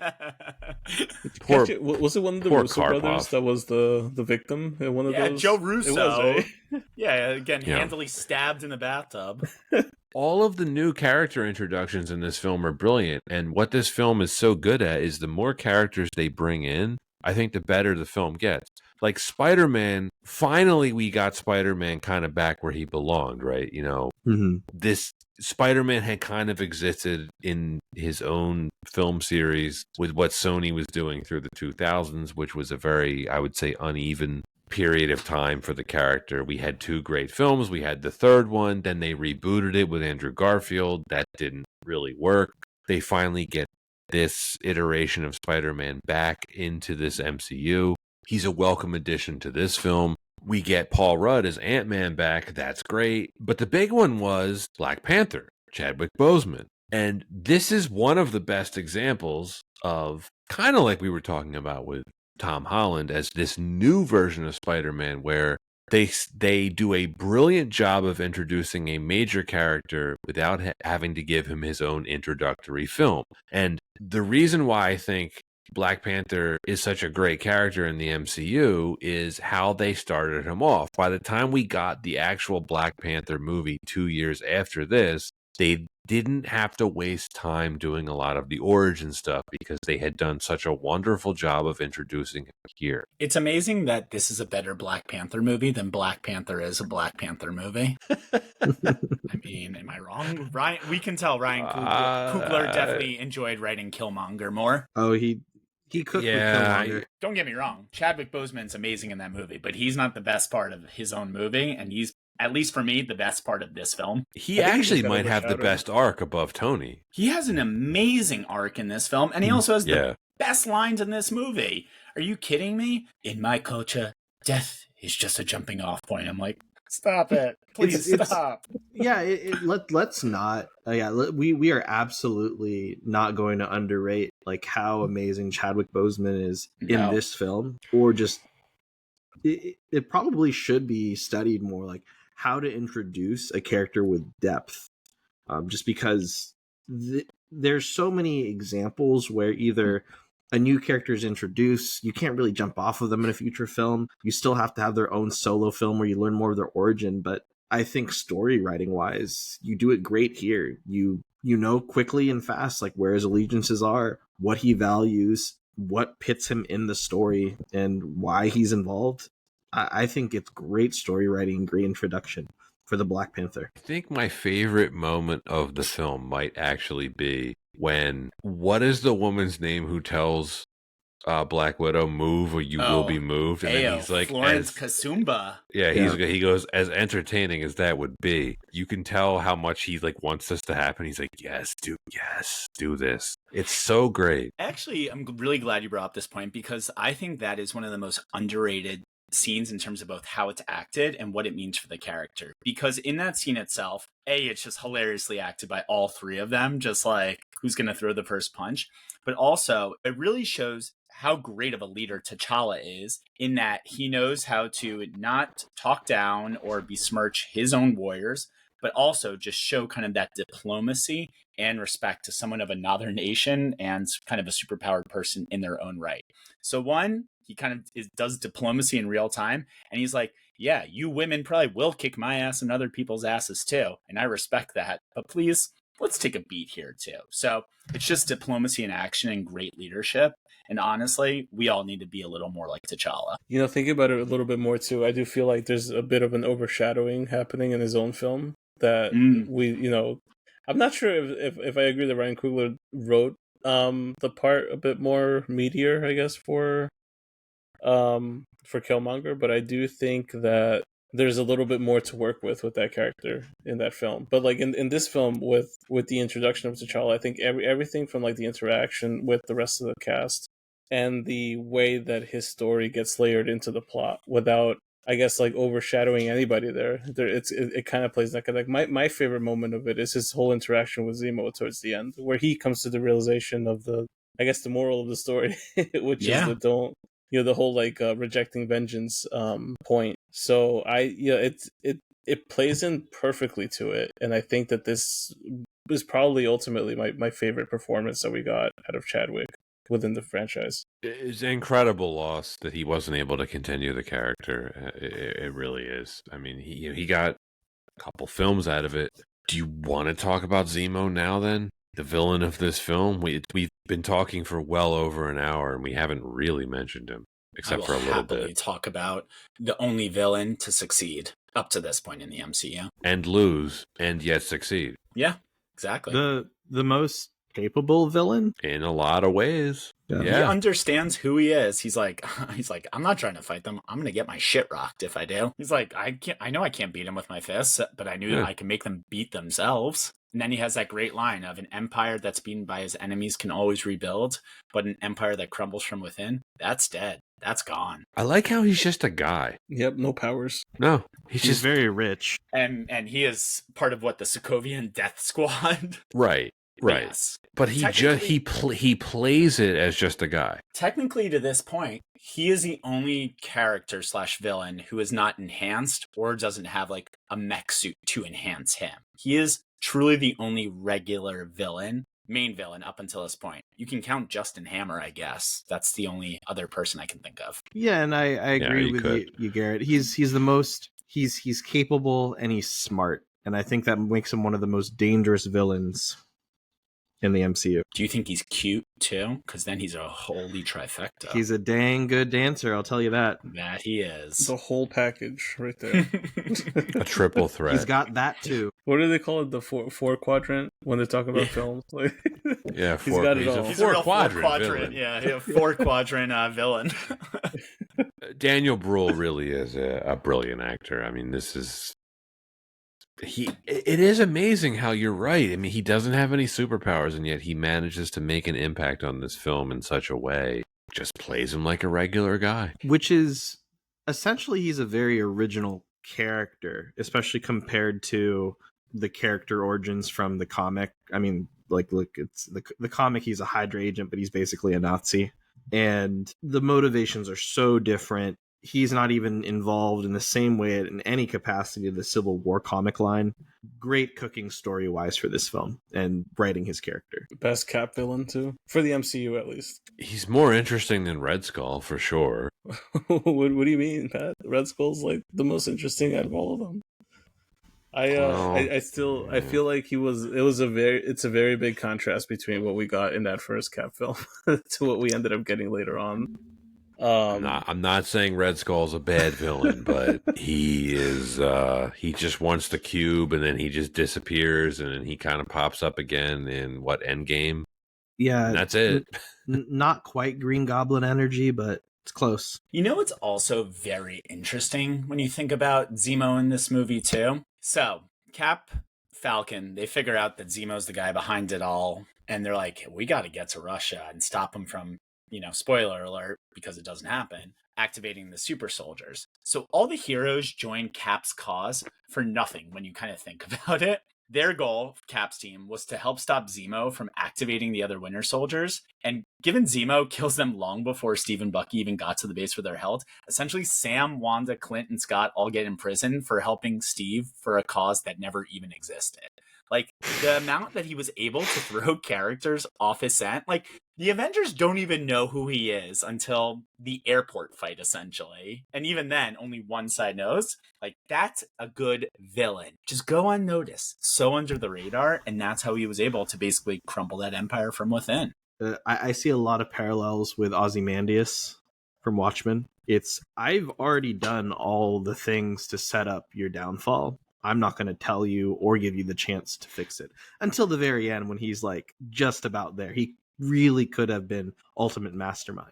But I think that is a very, very strong writing. Yeah, and even then he wins for Right. the most part. It leads to, of course, the culmination of this film story, which is Tony finally discovering the truth about his parents' death. And I have to say, I think it was incredibly convenient of Hydra to put a camera on that tree at that exact point on the road where the Winter Soldier ran his parents off the road. As much as I love this film, that is one of the dumbest plot contrivances I've ever seen in any movie ever. My only thought to that, because I knew you would bring this up, is that they were still technically in the perimeter of the Starks property, and they have CCTV throughout the property, and they weren't far off from it. Like, Winter Soldier got him like a mile from the house. That is my only thought. Okay. What year was 1991. 1991. So if that was done in 1991, there's no server that the video can go to. So it would have to have been on video, right? That means they would have had to have dug up the video and then also which is not as advanced, but then get that onto, like, move the VHS tape onto then some sort of server. All I'm saying is there's a lot of steps here. I always suspected it was a Hydra training video, like this is how you assassinate someone in a car. I like that. Use a motorcycle, drive up next to them, shoot the driver in the head, or you miss them because then later you might have to snap their neck when they crash. And then if there's a woman in the car, you punch her in the head so hard that you kill her because you have a metal arm. A Terminator arm, if you will. How many times does Bucky choke somebody in this film? Maria Stark. 3? 2 times. Natasha Romanoff. Oh. Steve Rogers in the helicopter. 4? That's 3. Does he choke anyone else, technically? I thought 3. I think 3. I thought 2, but you're right. 3. Yes. Didn't he grab T'Challa in the civilian clothing fight like that too? I think he gets a little neck ringing. I'm going to go 4. Does Bucky Barnes have a fetish? Is he a masochist? Probably. Give her the old Spreewell. Well, the old Spreewell. He's a glutton for punishment, and you get that through all of his characterization. So he is kind of a can't really blame masochist if you him. think about it. Yeah. I mean, they've been doing onto him for a while, so He also wears leather. True. True. Yeah. He listens to a lot of Seether. The dark eyeshadow also. Grayson Dick. I do like that part where Tony asks, "Do you even remember them?" And he says, "I remember all of them." It's a great moment. It Honestly. really is. Is that the part you were talking about, Garrett and or Ivan? I can't remember who brought this up, where there's it looks like actual panels from the comic when the three of them are brawling at the end at the Hydra facility. Well, that is ripped out from the comic page itself. That's the cover of Civil It's War. pretty awesome to watch on screen. The three-way battle is one of my favorite choreographed fights in all of Marvel. It's incredible not because it's great superhero fighting, but because it shows us exactly what we want. With the power scaling of Captain America versus Iron Man, how would they fight? This is knights versus samurai all over again for me. And they do it in a way that's very believable. And with AI also. with AI assistance. Technically, study his fight patterns. Buddy, left, right. That's the whole pattern. I will add one thing that I feel like this is the last film with Iron Man in it in the MCU that had some level of like practical suit on for the Iron Man armor. Technically Homecoming. But I guess so, yeah. But like this is the one where you get to you get to see it in spotlight. Because from here on out, for the most part, it's like nanotech, which I feel like kind of to me for the visual fan in me, it just kind of cheapens the armor. So this holds a special place in my heart just for that alone. For all of them too. Like it's not just the armor, but helmet removal. I think this is the last film with proper helmet removal. Yep. Does this movie have the best Iron Man suit up when he puts his finger on the console and the helicopter falls out of the helicopter all suited up? Is that the best suit up of Iron Man in the MCU? And I will happily rank a top 3 if you want to go on a quick digression if we're allowed. It's the most diva suit up for sure. That is the most. I'm with you on that. Yeah. It is aura farming. More so than the Monaco.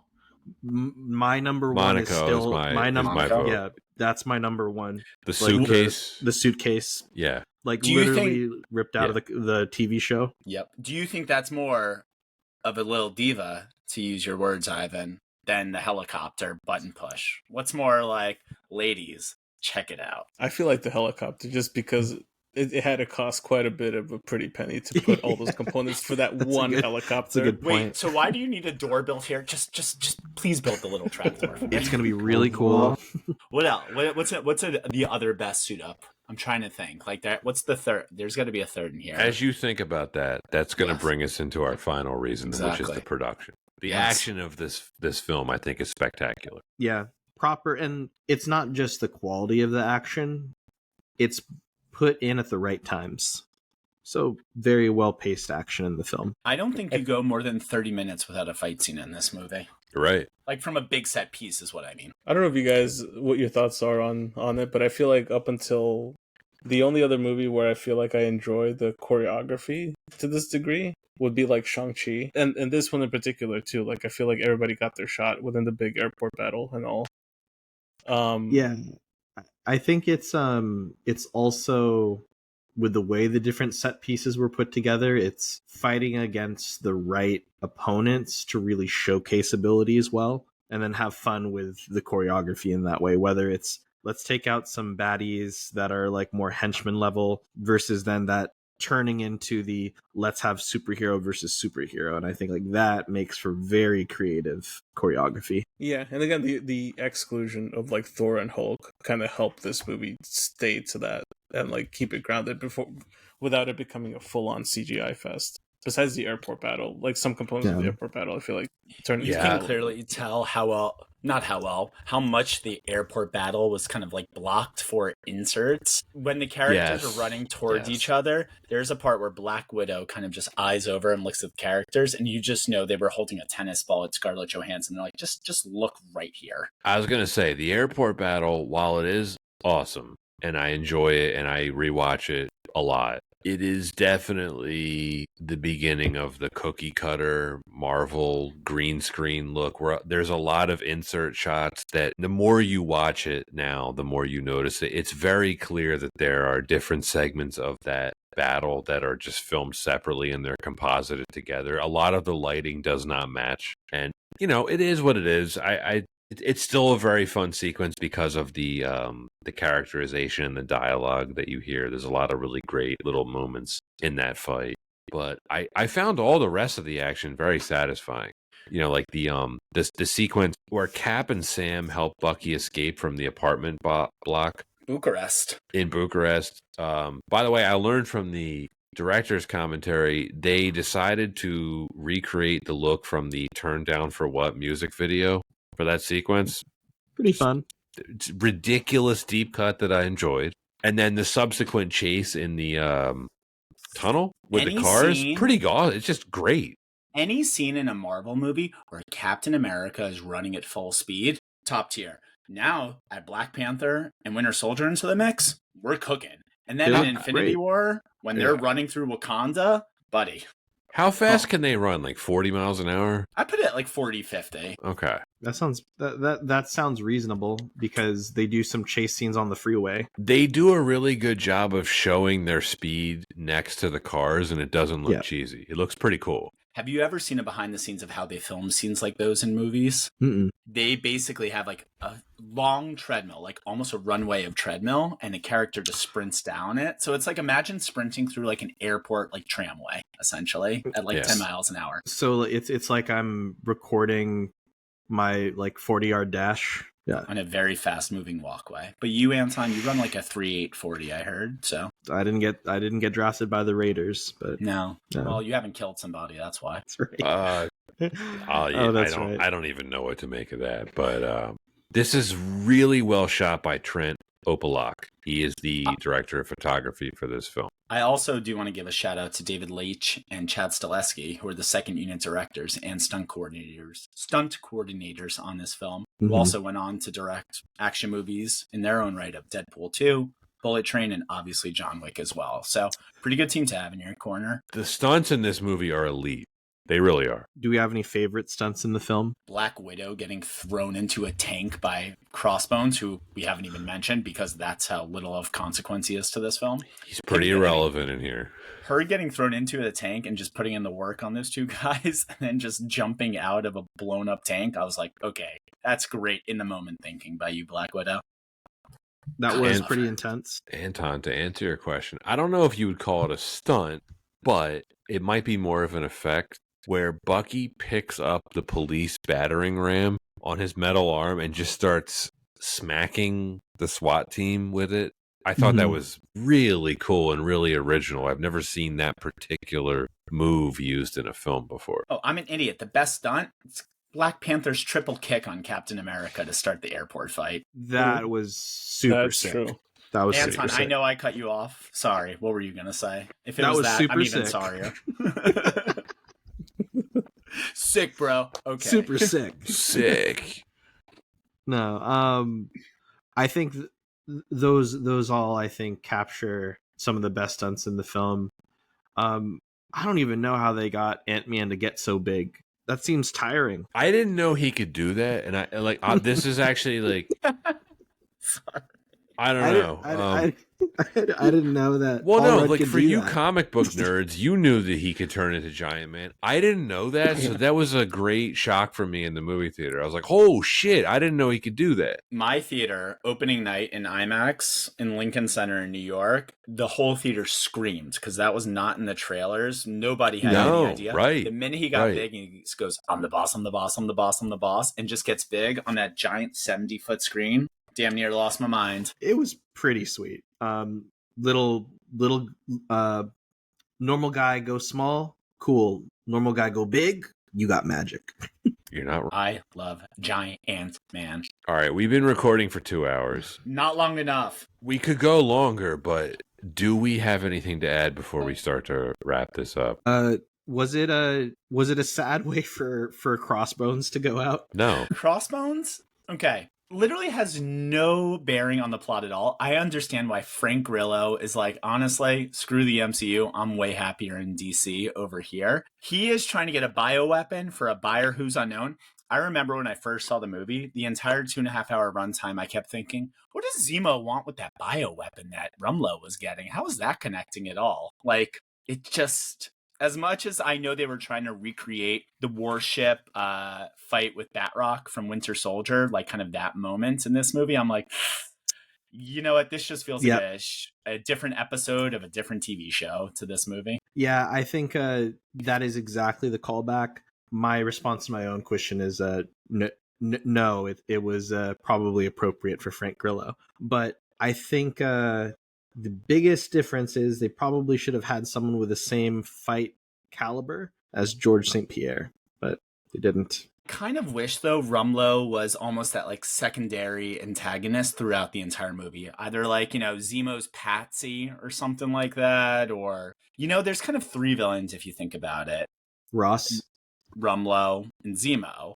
I kind of wish there was a way like Rumlow was almost like the heavy of sorts throughout the movie. Would have been something, but I get it. It's Avengers fighting Avengers. Maybe my bias towards Crossbones because I thought that guy was a major dick in all of the cartoons as a kid, and honestly always loved when he showed up. You're like, freaking Crossbones again, gotta deal with this jerk. God, I love Rumlow. As we go into our grades, one last thing I want to ask is actually for Pat. I know you're not huge into the Marvel comics, but I was wondering if you want to take some guesses on where some of our differences between the comics and the movies are. So for Thor, where do you think Thor was in the comics that explained why he wasn't involved in the Civil War in the comics? I have no idea. It could be anything. Reckon a guess. But as you've reminded me all the time, it depends on what iteration of the character. No. It was like there was a very set reason why he wasn't in the Civil War in the comics. I have no idea. All right. Ivan, Garrett. I mean, I know. I'm not going to say it though. I don't think I know. It was very simple. Garrett, please regale us. Well, he's dead. He was dead. He was dead. He was dead. But But somebody, some jerk has a strand of Thor's hair and says, what if I cloned him? And then, whoops, we clones Thor. Whoops, he kills Goliath, aka Lawrence Fishburne. Oops. Yeah, that happens. Comics not good. This is why I hate comics. Yeah, that happened in the comics. It's not a good comic. Tony Stark resurrected. He clones Thor. Yeah, he clones Thor. Yeah, he clones Thor. This is also the event that started the trend in comic books where it's like, let's have all the titles cross over into this giant event. So like, even if somebody doesn't make sense to have it in this event, let's just have him do something in this. Yeah, I had his hair. He's cloned. But it's not Thor. But he kills Goliath. So the only thing that I think could have added to the coolness in Civil War was, I think, maybe issue 5 or 6 in the Civil War series. Okay, all right. As I do my glasses press. Was actually when they had the Negative Zone prison. You guys remember that? There was the Negative Zone prison. They closed the comic with Daredevil in cuffs because he's been brought in because, of course, he's Team Cap. He's not against the Hero Registration Act. Coolest line. I think you'd really appreciate it, Pat. When they arrested him, the SHIELD agents were like, we cuffed him. We brought him down. The only thing he had on him was his billy clubs and like 2 pieces of silver in his mouth. And then they asked him, well, why'd you have that silver? And, Tony was asking, like, what are you doing with that? We have you here now. Do you like where you've landed? And he's like, well, I am where I am, but I made sure to give you that silver so you could get paid, Judas. Which I think if you have something along those lines in the film kind of adds to the weight of Tony's decisions. But again, I'm just a big comic book nerd. Daredevil so much. He's my favorite for a reason. Man is ice cold. You see that blind guy? Movies. Yeah, is he that blind guy? Yes, yeah. He's the lawyer. Yeah, he's the blind lawyer. That guy. He's Ben Affleck. You've heard of him. That movie stunk. But Michael Clark Duncan, sick Kingpin. Not enough to get me to watch it again, but yeah, sure. Anyway. I think you'd enjoy the Netflix stuff. Oh, I don't think I would. I like Born Again. I thought the first season was fantastic. But again, I'm so biased, and I'm aware of my biases. And that's called character development. Again, put that man on my screen. Put Ant-Man on my screen. Put Spider-Man on my screen. I'll watch it. I'm a simple man. I don't need much. Just give me applying to lawyers. I just want to point out, none of us have talked about Hawkeye, Scarlet Witch, or Vision. Garrett's brought up Vision. No Vision's- one's talked about Scarlet Witch or Scarlet Hawkeye. Witch, I will say this. Okay, you know, we actually talk about character development. I'm glad you bring that up. We didn't talk about Scarlet Witch because she's kind of forgotten about for a great chunk of the movie too. But you really start to see where she kind of, you know, starts to break a little bad here, especially with how she's treated. I think Vision says a great line when Wanda's basically throwing him into the earth, just saying, if you do this, they'll never stop looking at you as a monster. She kind of starts to really believe those words. She always kind of felt it deep down, really starts to feel it after the incident in Lagos, reading the news, seeing what they're saying about her, hearing Vision's words. And then when she's locked up in the raft in the straitjacket, that just look like that 1,000-yard stare that she has is terrifying to me. Like, you kind of understand why she's kind of the person that she is. Even if the stories don't kind of support that characterization, I do really think you kind of start to see like that, like, psyche downfall really in this movie too. Hawkeye, it's just cool to have him here. Why not? Gotta have Arrow guy. The bow man. Wasn't that theory that like whenever he's not in the movie, the Avengers lose? Oh, that's a good theory. He's not in Infinity Technically War. true. He Yeah. doesn't show up until later in this movie. So you know what? That law works. Is that where he turns into a ninja? Yeah, Ronin, baby. Ronan. Yeah, for Endgame, right? Yeah, that's kind of weird. But a well-shot scene by your boy Trent Opalak. I felt like that whole thing, that bit in Endgame was like, we got a Disney Plus show cooking up for this, but like, we'll get to that later. Yeah, you guys want to see Like, Echo? You excited for Echo? Yeah, Nope. at some point. I'm so glad I don't question know what that is. Good. Live your life in ignorance. It's beautiful. I shall. All right, do we want to wrap this up and give our ratings? Let's do it. Who wants to go first? Which one of the guests? I always get the ratings wrong, so they'll go to I mean, reverse. I can go first. I don't care. It's fine. I'll. Come on, host first. You always make us go first. Let's have the host do it. Do first. I, let's- or do let's you always turn the chicken tables. out and try to go last? I don't know. I don't Anyway. know. Let's listen to. Yeah, we could listen back. Okay. The Infinity Saga was not successful because of some brilliant master plan. They were able to build up momentum across multiple films, and it's primarily because of, I think, what you see on display in this film, Captain America Civil War, which is a collection of characters that we as the audience grew to love. And they all kind of get tied together in, I think, a pretty meaningful way. Not all of the films were great, but they all fit together really well. This is one of the great ones. This is one of the culminations of that, of everything that Marvel was trying to build in this Infinity Saga. This is my favorite film in the MCU. The more I watch it, the more I like it. And I do think there are some storytelling flaws here, particularly how no one really calls Tony Stark out on his culpability for what he is trying to project his guilt onto the other characters. It does lead to some great action sequences and some great drama and some great acting between the characters. I love all of the performances here from Downey, from Chris Evans, from Scarlett Johansson, from Sebastian Stan, from everybody. They all bring their A game. It maybe could have been its own standalone film. I still think they did a very good job of incorporating this story into the overall Infinity Saga and bringing this as, like, you know, what is essentially a major stepping stone on the road to Thanos, which would come a couple of films after this. This film does so many things well. It's a pretty long film, and I think it's really well paced. It's really well made. I already mentioned the acting and the writing, but this is a really well shot, well edited, well scored, just I think brilliantly put together film. You have to give the Russo brothers a lot of credit for that. A lot of things could have gone wrong with this. There was a lot riding on this. There was a lot of hype for this, and I think they succeeded in every facet possible, pretty much. I understand there are some things that might disappoint some of the comic book purists, but me having minimal knowledge of that, just as a casual fan, like I said, it's my favorite for a lot of reasons. This is one of the ones that I go to first when I'm looking for a Marvel film to watch. This is an action-packed character study, and in terms of superhero / action movies, I think this is as good as it gets. This is an A for me. I find this movie infinitely rewatchable. It is one of the most user-friendly Marvel films, meaning if you don't have a lot of knowledge of any of the existing Marvel lore And even if you haven't seen Winter Soldier, which is technically a direct sequel to, you can watch this and appreciate this.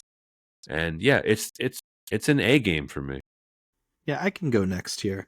This film really impresses me with its ability to work off of the momentum of the previous films, of all of the different superheroes and storylines involved, and at the same time, not have to hint towards some sort of Civil War movie. I feel like it just feels very natural. And I think that's a huge testament to the writing, to the choreography, to the stunts, to the every person involved to put so much care into this film that we really look at superhero movies very differently. This sets the bar. Like no other film in the MCU since, I think really touches this film. And if we always think about it setting that bar, I mean, hey, it's going to be impossible to recreate that same lightning in a bottle. But I think it's with the rewatchability of it as well that I really have to, again, just sing its praises.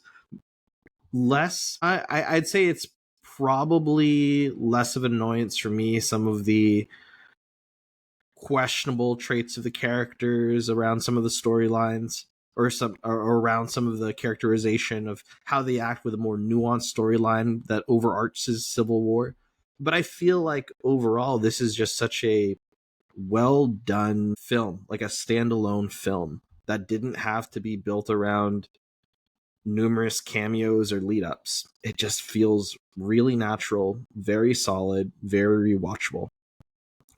And I think that is, just very definitive of what I look for any film. Is a great story, great characters, and just overall something I definitely want to come back and watch. Objectively, I think this is just a very, very, very good movie. This is an A for me. Well, A's across the board. I echo a lot of the thoughts as well. I mean, it's a testament to the craft of the movie itself. Again, even when you read the production history, knowing how in flux the script, the actors, and who would be in this movie, and how they would be in this movie, and what this movie would be about, to kind of do that all in between two Avengers movies, to really kind of cast and shoot this movie on the heels of Avengers Age of Ultron, which, for all intents and purposes, was really the first, I would think, big movie that kind of started to make people ask, can they really keep this up? And for them to essentially come back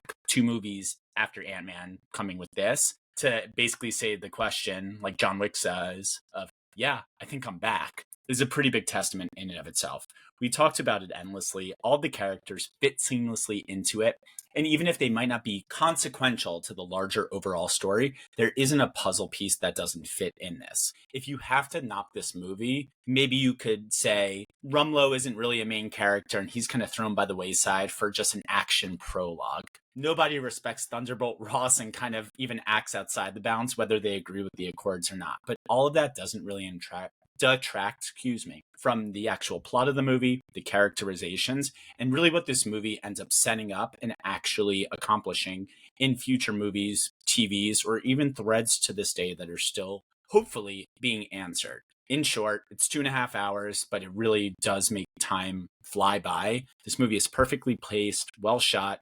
It's fun from start to end, which is pretty impressive given the more serious tone and the weightier themes that it does. For me, I give it an A as well. I'm more just shocked that you guys give the A because I feel like I tend to kind of grade more on the curve with these things. But let's see if Ivan brings it home. I give it an A also. I feel like this is one of my, probably like my second or third most like rewatched of the MCU films. Like it's on my top 5 list, but this is one that I will constantly play. A for Avengers, 2.5. A's across the board. Triangles? Zoltan. Triangles. Zoltan. A to Z. Yeah, Avengers to Zemo. A to Z. Zoltan. I'm with you, Ivan. I think this is like a top 3 most rewatched for me too. Like rankings aside, definitely a top 3 most watched, at least in terms of scenes, if not the whole movie. I've done many a media plan while watching this movie. Oh, so that's why it always takes you so long to get them done, because the airport. Yeah, that's what it is. That's what it is. I was just like, oh, hold on a second, I'll get to you guys soon. Your plans. Pause in the real queue. quick. Bucharest. This is a very special Marvel movie for sure.